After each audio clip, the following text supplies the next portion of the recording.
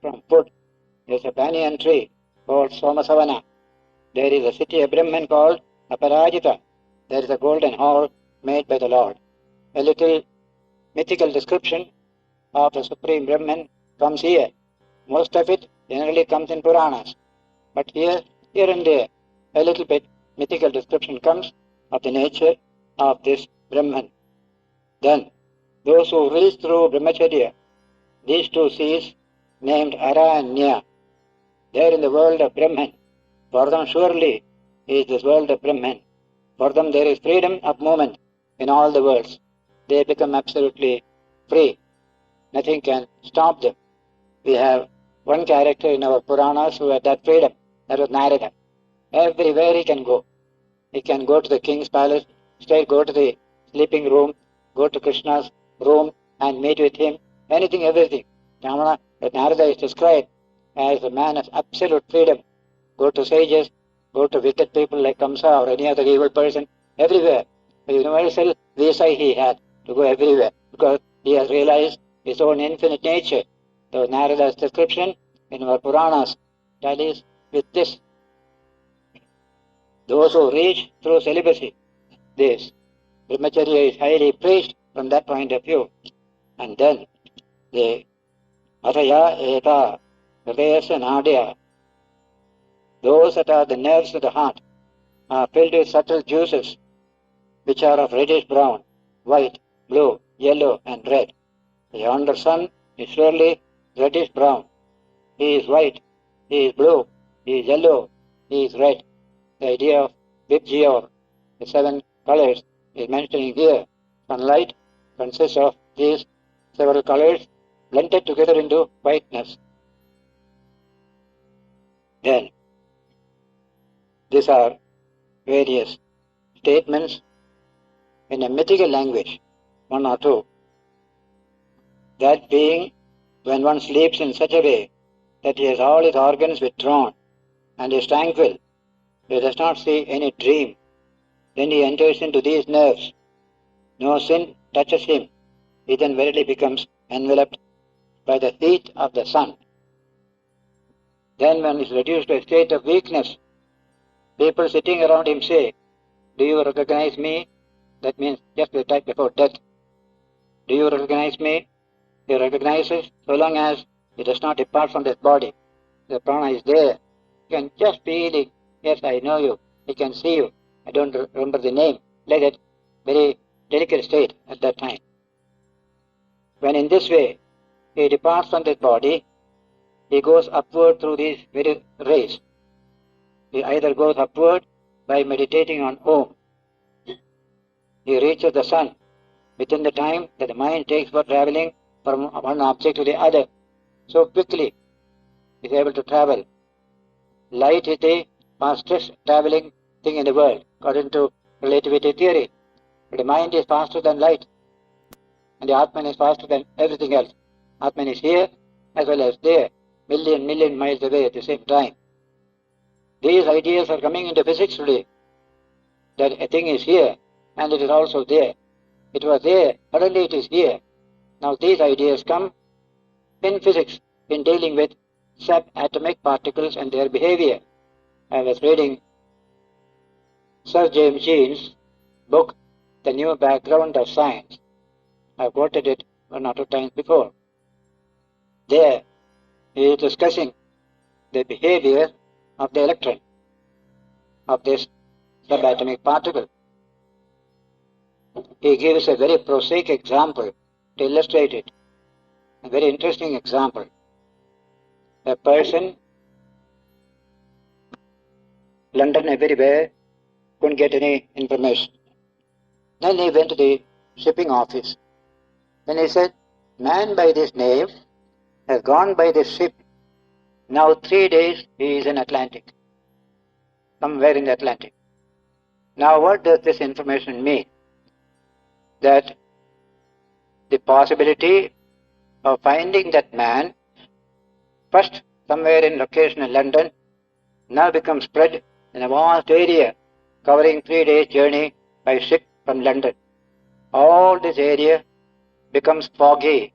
That means you are not sure where he is. indeterminate it is. All this is foggy. So that is called knowledge about John Smith. That friend's name is given, John Smith. That knowledge about John Smith is like a fog covering all this area, anywhere he may be. That's the language. Then Jean says, you walk straight into on John Smith in front of you in London. He has not gone anywhere, he's there. Now what has happened to all that fog? That fog disappears instantly. It doesn't take any time at all. That was knowledge of John Smith, which was like a fog spread so far away, is just now here. John Smith, I see him here. This is the language he uses to illustrate the behavior of electron. Where is electron? Is he here? Is he there? Is he here? It may be anywhere. That's called the fog. Ignorance is compared to a fog. And fog disappears not at the speed of light, which is finite, but the speed of thought, which is infinite. This is the language in that book. Speed of light is limited. Speed of thought is unlimited. What was there is here just now. That is the language he uses. So when we deal with the Atman, this kind of language will come again and again in the Upanishads. Crazy language, that is a language, that is a word expressed by Heisenberg regarding principle of indeterminacy, that when he discovered his truth, he thought, what a crazy idea. There is no causality in this nature. I am breaking down a theory which has been centuries there. How can I break it? It looks crazy to say there is no causality. We cannot predict the behavior of the electron. So, he called it a crazy idea. Then he came to India.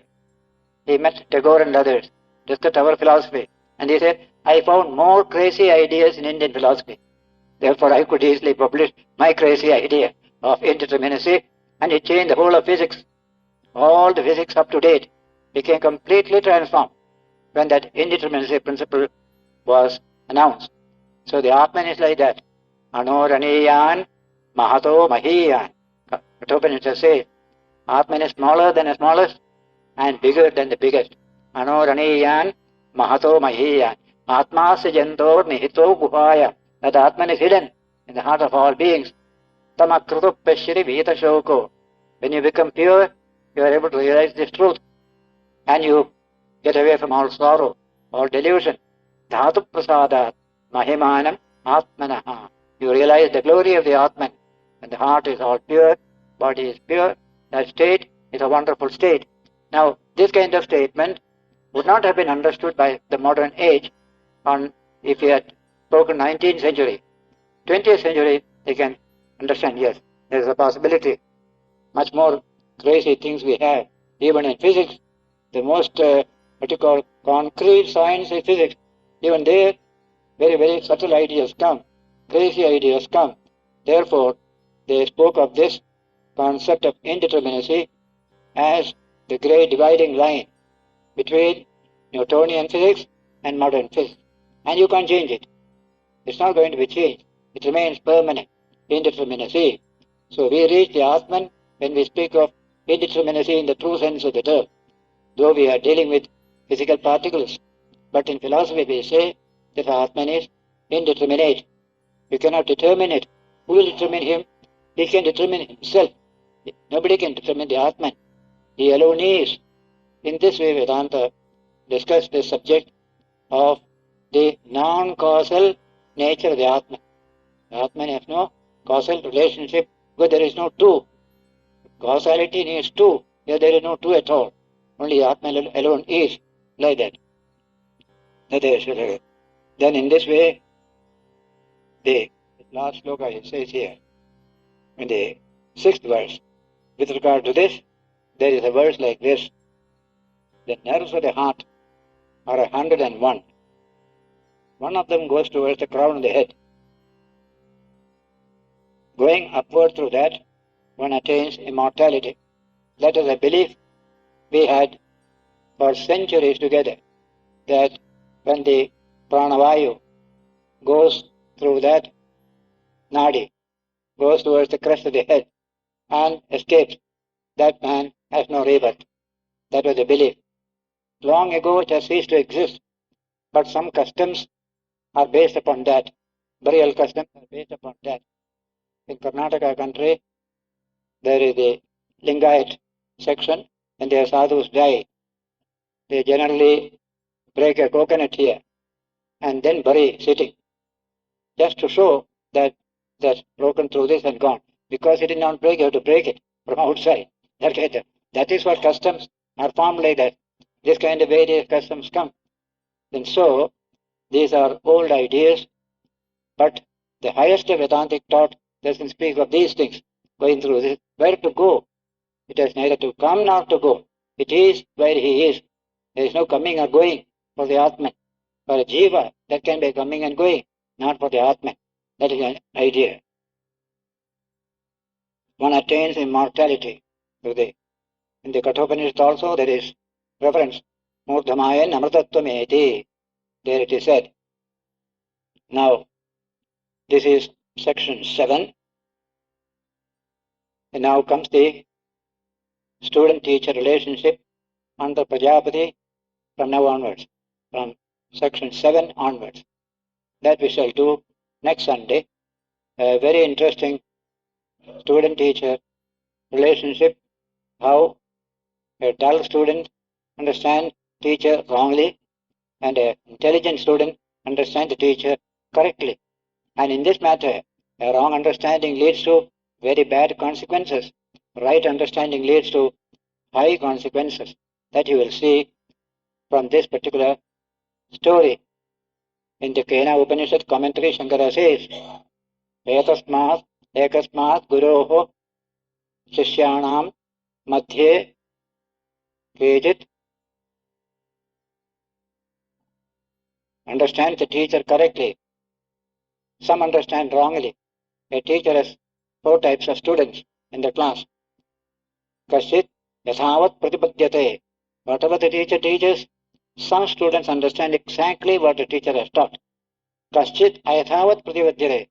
Some wrongly they understand. Kashit Viparitam Pratipadyate. Some understand it just the opposite way. Kashit Na Pratipadyata iti. Another section says, I don't understand a word of what you have said. All the 4 types are there in every class. That story will apply here. Indra Virojana, Lord of the gods, Lord of the Asuras. Asuras got understood further. He took the body of the Atman. And all the troubles come, materialism, everything comes from that. Indra also understood that way. He went home and he returns again. It creates doubts. This it cannot be true. When the body be the Atman. So 4 or 5 times he goes and comes back. Lives for about more than 105 years as a brahmachari. Then only he understood the truth. And Prajapati was happy. Indra, you have understood the truth. That man he has gone. He will do immense harm to the world by his materialistic philosophy. This kind of treatment of the subject you will get in the course of this story, which we shall study next Sunday. Today we enter into the 7th chapter, 7th section of chapter 8, which is a very interesting section. 2 students studying under a teacher about the ultimate reality. One student achieves the best results of the study. One student stops in the beginning itself, couldn't proceed further. This is the story, and there are beautiful ideas coming out of this story for us in this modern period. They begin. Ya Atma apahata papma vijaro vimrityu vishoko vijigatso avipasaha satyagamaha satyasankalpaha so anveshtavyaha sa vijijñāsitavyaha sa sarvānsya lokan apnoti sarvānsya kaman yastastam atmanam anavidya vijanātīti ha prajāpati ruvacha. There was a rumor that Prajapati has proclaimed this truth. Prajapati ruvacha Ha means so it is said. What is that? Yes. The self which has no sin. The very important statement of the Vedanta. The man essentially is not a sinner. He is ever pure, ever clean. That is his true nature. Sin belongs only to the body, the senses, and the mind. All infection can come only to these three. Deepest level of the Atman, no evil can touch it. No sin can touch it. That is a very important teaching of Vedanta.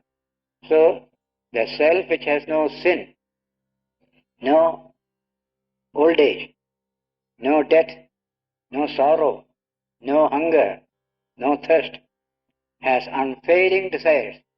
I mean, whatever he just thinks comes to pass. Unfailing will, that has to be known. That has to be inquired into for realization. He who, after knowing that self, realizes it, attains all the worlds and all the desires. He becomes one with the infinite. Includes all desires, all worlds, everything there. Now this was a proclamation of Prajapati. Through word of mouth, people came to hear. The teacher says like this, teacher says like this. See, Shankara's commentary is very interesting. Then, this one, he is fully serene, samprasada. We have seen the Atman, he is samprasada, fully serene, rising up from the body, giving up the body consciousness. I am the body, I am the body. At present, most of our consciousness is centered in the body. I am the body, I am the body. All our actions are based upon it. So, in this case, we just transcend that body awareness. Dehatma buddhi, we call it in Sanskrit. Deha is the Atman. That buddhi, awareness that myself is this body and nothing more. All the evils arise from that one attitude. Vedanta says, until you give up this attitude, that I am the body, you can't develop morality, spirituality, or higher values.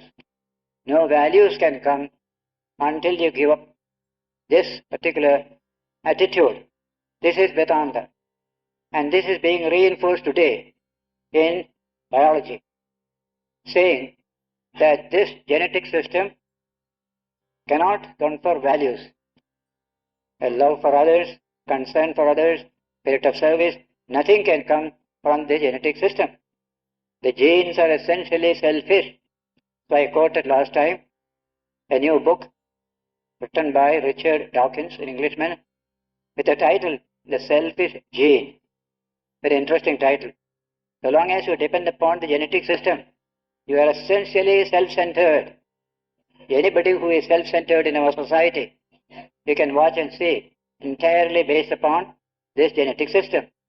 But the genetic system cannot confer any values. Love, concern, and other thing cannot come from here. So that Dehatma buddhi must go. Then only values begin to appear. A concern for others, for example, cannot come from the genetic system. This is a truth Vedanta proclaimed ages ago, and we are happy to find today's biology confirming this particular statement. That book, I think, is there in the library, one copy, The Selfish Gene.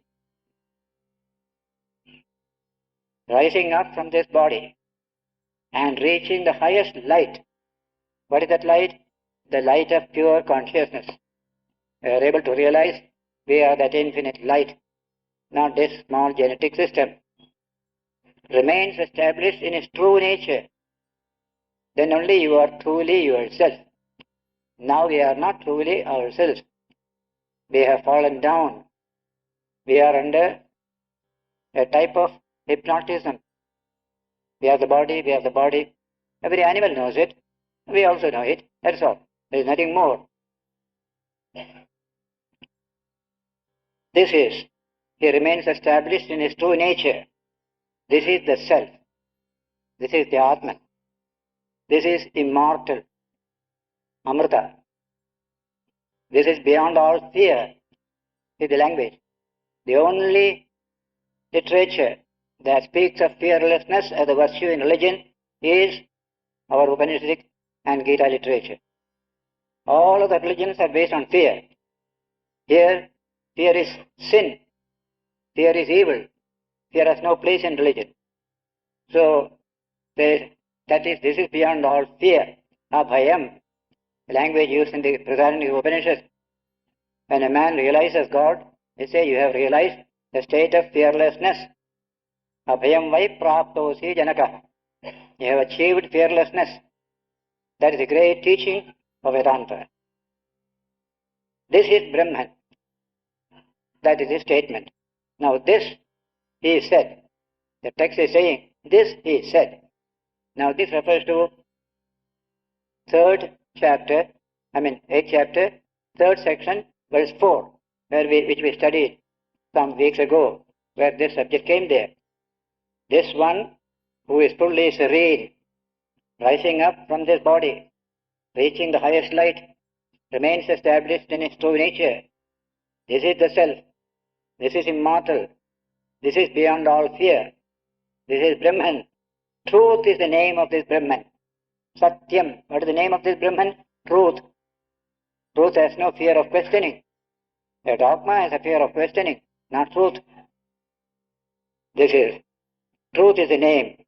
So this is what he said.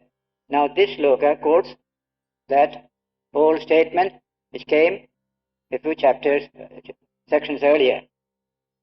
As to that, who is that fully serene one? Or how is he to be known? As one who, rising up from this body and reaching the highest light, remains established in his true nature. What are the characteristics of that self, in whose true nature he remains established? The characteristics of the fully serene one are associated with the body. At present, all association is with the body. How can that be his real nature, which is different from this? These subjects have to be dealt with. Hence, now, is that supreme one, this body, or constantly associated with the body? You ask that question. Let us discuss it, says the text. Hence, he started the following text. The story, however, story means the story through which this teaching is conveyed, that there was a teacher called Prajapati, 2 students went to him. That story is meant for revealing the injunction about the processes of receiving and imparting knowledge. How to give knowledge, how to receive knowledge. There are certain rules. There must be a teacher. There must be a student. Student must be eager to learn. He must show respect to the teacher. Then he will be able to assimilate what the teacher gives. And it is meant also for the eulogy of knowledge. The knowledge is praised thereby. As one might say, this drink has been enjoyed by the king. That shows the greatness of that drink. When Coca-Cola was introduced in Delhi, 1950, I am telling, the company invited Jawaharlal Nehru. He was given a bottle of Coca-Cola. If Jawaharlal Nehru drinks, the whole India will drink. That was the idea. As soon as Nehru saw a photographer try to take a photo, he threw that bottle down and broke it. He had that courage. So, Shankara refers here, if a king drinks a thing, it is very good. Must be very good. Just like servants at home will say, what the masters take, that must be supremely great. So, this is the usual attitude. The story gives you, therefore, the prestige of the whole teaching that is going to be given here. Yeah. This is the first sentence. So the next sentence says, verse 2, 7-2. Tadho bhaye devasura anubhutire. Very interesting story. Te hochuhu hanta tamatmanam anvichamo. Tamatmanam anvishya sarvamscha lokan apnoti sarvamscha kaman iti indro haiva devanam apipraprabhu Raja Virojano Asuranam Tauha Asamvidanameva Samitpani Prajapati Sakasham Agat Ajagmagatohu. This is the story. Both the gods and the asuras, that's the demons, verily heard that as it passed on from person to person, this teaching of Prajapati, great things will be attained by you if you know this truth. This began to go from mouth to mouth, and it came to the ears of Indra and Virojana, gods and the asuras. If you permit, so they said, if you permit, let us search for that self, by knowing which one attains all the worlds and all the desires. Saying so, among the gods, Indra himself went out. Indra told the gods, we shall become supreme. We shall attain this knowledge. So on behalf of all of you, I shall go first and study under Prajapati. While Virojana, the head of the asuras, among the demons, also did so. But one funny thing is, without each other's knowledge. I am going there, Virojana should not know. Virojana is going there, Indra should not know. There is a spardha, because whoever gets it will become dominant. So they, without telling anybody, each one went and both met together in Prajapati's place. There they cannot escape seeing each other. But previously they could do it privately. Any great thing is there, we do like that, without telling anybody we want to go and take. But others also know, so they also come. Now comes the story. Discipleship of two people under Prajapati, and they are very extraordinary disciples. Head of demons, head of the gods. The purpose of the story, beginning with both the gods and the demons, etc., has already been stated. Shankara's commentary. That the utterance of Prajapati, Upaye, both, Deva Asuraha, gods and asuras, Anubhuputide, verily heard, came to know when it reached their ears, as it passed from one person to person. Having known this utterance of Prajapati, what did they do? That is being said, Teha Uchuhu, they said. The gods talked about it among themselves, in their own assembly, as also did the demons, asuras. Handa means if you permit, Anmichamaha, we shall search for Tamatmanam, that self, as spoken of by Prajapati. Yam Atmanam Anvishya, by knowing which self, Sarvamcha Lokan Apnoti, one attains all the worlds, Sarvamcha Kaman, and all the desires. Having said so, Indra Haeva, Indra himself, who was indeed the king of the gods, Abhipravrajada, went out only with his body towards Prajapati, leaving behind all the gods, all enjoyable things, and all the garments. Extremely in a simple form, a student should go to a teacher, not in fully dressed and high-class, what you call fashionable way, but in the simplest form. Because knowledge is superior to all these petty things. So whenever you find for a serious lecture, people dress up nicely, put on all the ornaments, women come, then what is it for? This is not a sort of a dance system. This here, the work is here, not anywhere else. So here also, Indra followed that. Absolutely bare body, just simple. He went in that form to Prajapati. Similarly, Virojana also did the same thing. It is thus shown that the teachers have to be approached with humility, and also that knowledge is greater than rulership over the three worlds, since both the king of the gods and the demons, though they were fit to have very costly enjoyments, approach the teacher in that way. This is the ancient Indian tradition, getting completely lost and broken in the modern period. Knowledge is far superior to any political power. What is Raja, Maharaja, today they are, tomorrow? Knowledge is something that illumines. So we always gave the greatest place to knowledge in this country. Who is honored most in India? A man of knowledge. That is the idea. Vidyadhanam sarvadhana pradhanam. That is the language. Wealth of Vidya is the supreme wealth. And we cultivated that for centuries together. Now only we go to school and college not for Vidya, but because we couldn't do anything else, we are there, creating all the trouble around.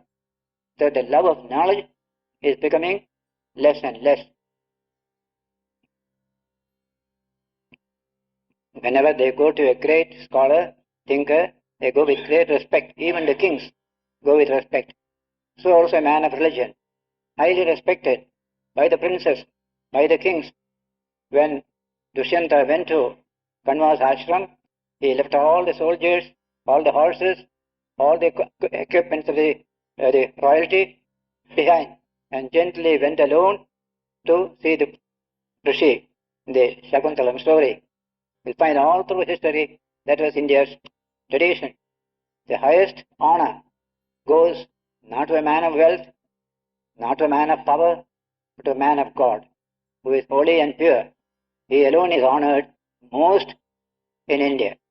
Throughout history, you can see that happening, and it will survive in the modern period also. Though now and then it may get a little shaking, but it will survive, because we have had men like Ramakrishna, Vivekananda in our time, and a man like Gandhi, who in the name of high spirituality received all honor and respect, not for his politics, but for his high character, Mahatmaship as we call it.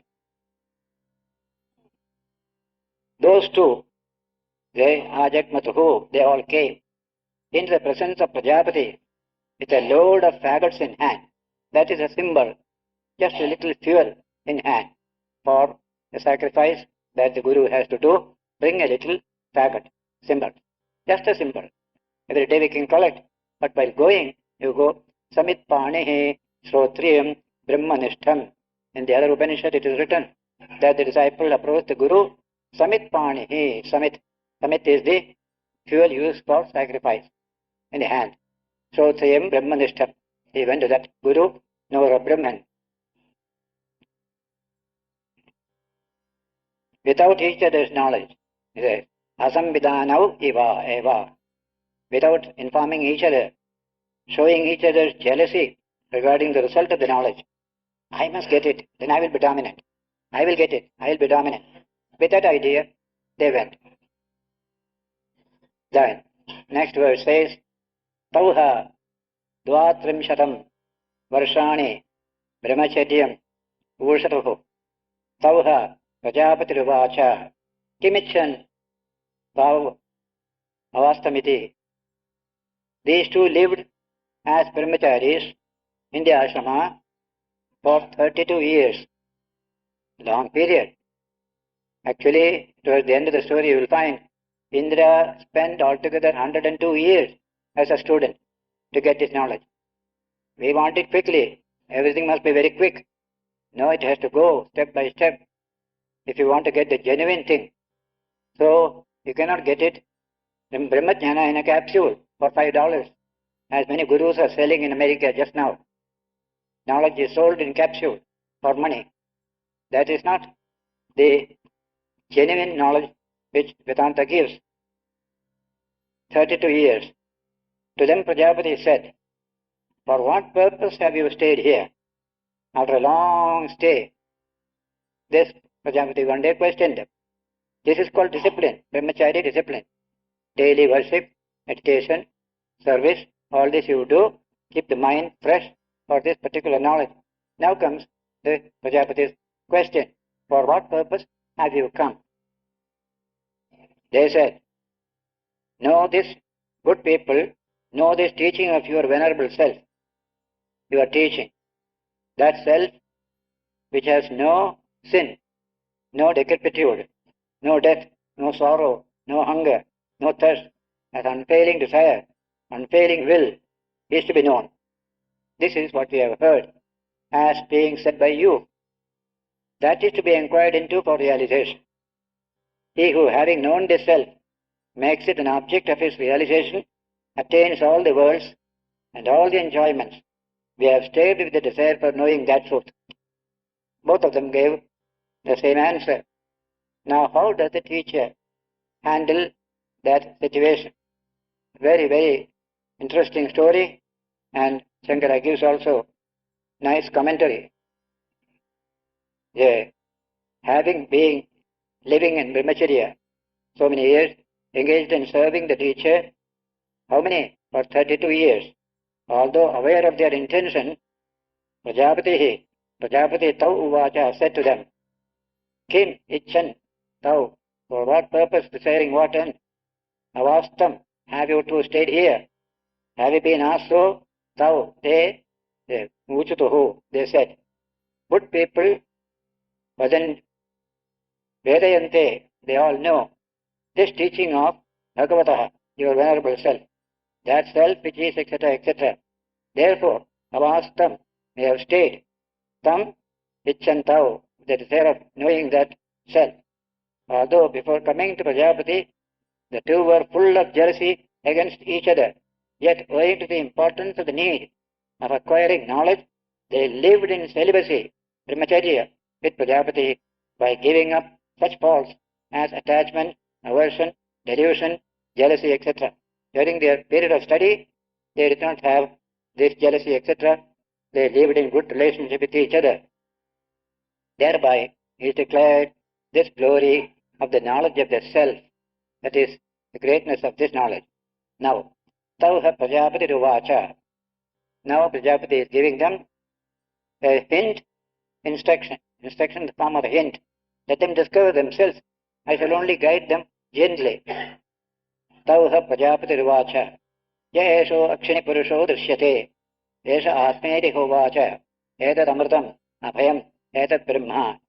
Iti atha yoyam bhagavo apsu parikhyayate. Yascha ayam adarshe. Katama esha ityesha u evesha sarveshu anteshu parikhyayate iti hovacha. To them Prajapati said, see the first teaching, just a very simple ordinary teaching. But it begins with that. Just like in the Taittiriya Upanishad you will read, disciple asking, teacher's Brahman. Teacher says, Annam is Brahman, matter is Brahman, or food is Brahman. That's the first teaching. Then after some time, the student finds this is not quite satisfactory. There must be a deeper truth. So goes again to the teacher. For 5 times, the student went. Then understood truly the higher dimension of the teaching. Here also the same way. That person that is seen in the eye is this self. Now the eye sees things. Who is that person in the eye that sees things? That is the Atman, he said. Yo akshini purushan drishyate. Sa Atma is the beginning.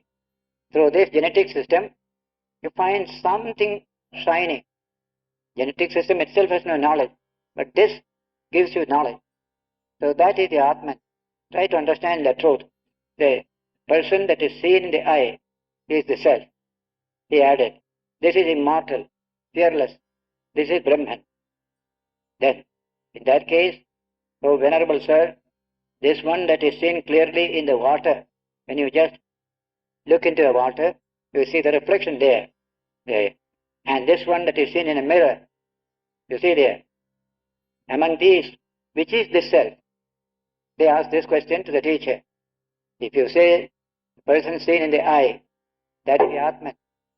When I look at the water, I see my eye, my face, everything. So also in a mirror. Between the two, which is the real self? He replied, this very one is clearly seen in all these. The teacher said, this very Atman is seen in all these. He did not say no. And Shankara's commentary is very illuminating in this connection. He says, seeing thou, an objection is raised. How could it be proper for Prajapati, who was a teacher, free from defects, to confirm the wrong understanding of the 2 disciples? They understood this physical self is the real self. And he said, yes, you are right. Why did he do so? Is it not unnecessarily misguiding the young people? That reply, quite so. But there was no such confirmation. The Guru did not confirm what they said. Yes, what you said is all right. It's all right. That's all. The only thing is, go further, seek further. That's the meaning. He didn't say what you have seen is wrong. Why? He gives objection. How? How do you say that there is no such confirmation of wrong understanding? Reply. Indra and Virochana had certainly ascribed to themselves learnedness, greatness, and intelligence. Thus indeed are they well known in the world. If they had been told by Prajapati, you are two fools who have misunderstood me, then they would have become sorrowful in their hearts. Never tell a person you have misunderstood, you are a fool. Then further study energy will go away, motivation will not be there. So a good teacher will not stifle the mind of a student. So he said, you are two fools who have misunderstood me. Then they would have become sorrowful in their hearts. Then, because of the dejection caused in their hearts by it, their enthusiasm for repeating the question, hearing the answer, accepting it, and understanding it would have been hindered. It is a long thought of the teacher, great psychologist. He could see in what way their mind can be prepared to pursue the subject. Simply first one blunt statement, you have misunderstood, you are fool, number one, then there will be no further inquiry at all. This is the psychology behind it, says Shankara. Therefore, Prajapati thinks that the students have to be protected. Let them accept this for the time being. That mistake I shall remove through a demonstration with a plate full of water. I shall change their misunderstanding, remove it by an example. So the next sloka deals with that example. The discussion continues here. Well, is it not improper to speak such a falsehood as this very one that is seen in the eye, in the water, in the mirror, that is the self? The objection comes. Then the reply, neither did he speak a lie. Prajapati did not speak a lie. Objection, how? Because, reply, because as compared with the acceptance by the students of the reflection as the self, what was nearer to the mind of Prajapati was the person in the eye spoken of by himself. The person in the eye, at the back of the eye, that is the main thing. For the Upanishad says, he the self is inside all. If he is inside all, he is inside this eye also, inside the body. Therefore, Prajapati was speaking the truth. Their understanding was limited. That understanding will be corrected later on. About that one only he spoke. This very one, etc. Therefore, no falsehood was uttered by Prajapati. Now comes the next step. Udasharava atmanam abekshya yadatmano na vijani ita tanme prabhuhi miti. After seeing the self in a plate full of water, you tell me that which you do not understand about the self. Beginning with the genetic self, they are beginning from there.